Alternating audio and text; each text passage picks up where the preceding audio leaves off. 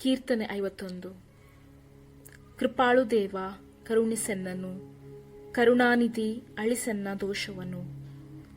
ತೊಳೆ ಪೂರ್ತಿಯಾಗಿ ಪಾಪದಿಂದೆನ್ನನು, ದೋಷ ಪರಿಹರಿಸಿ ಶುದ್ಧಗೊಳಿಸೆನ್ನನು.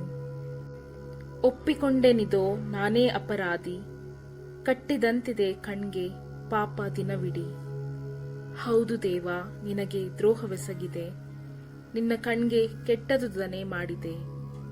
ನಿನ್ನ ನಿರ್ಣಯವು ನ್ಯಾಯಯುತ, ನೀ ನೀಡುವ ತೀರ್ಪು ನಿರ್ಲಿಪ್ತ.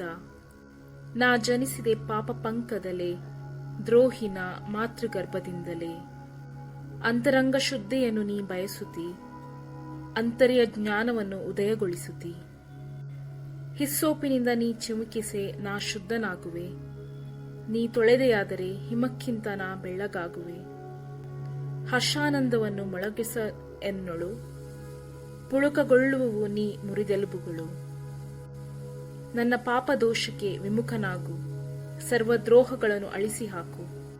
ಶುದ್ಧ ಹೃದಯವನ್ನು ದೇವ ನಿರ್ಮಿಸು, ಅಂತರಂಗವನ್ನು ಚೇತನಗೊಳಿಸು.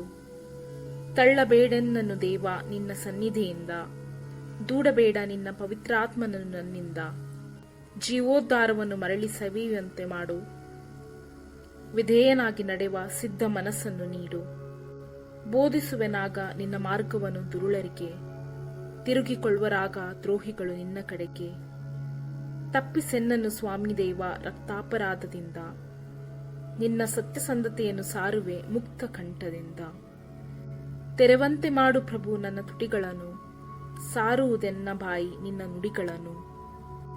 ಬಲಿಯರ್ಪಣೆಯಲ್ಲಿ ನಿನಗೊಲವಿಲ್ಲ, ದಹನ ಬಲಿ ಇದ್ದರೂ ನಿನಗೆ ಬೇಕಿಲ್ಲ. ಮುರಿದ ಮನವೇ ದೇವನೊಲಿವ ಯಜ್ಞವು, ನೊಂದು ಬೆಂದ ಮನವನಾತ ಒಲ್ಲೆಯನ್ನನು. ಸಿಯೋನಿಗೆ ದೇವ ಶುಭವನ್ನು ಕರುಣಿಸು, ಜೆರುಸಲೇಮ್ ಕೋಟೆಯನ್ನು ಮರಳಿ ಎಬ್ಬಿಸು.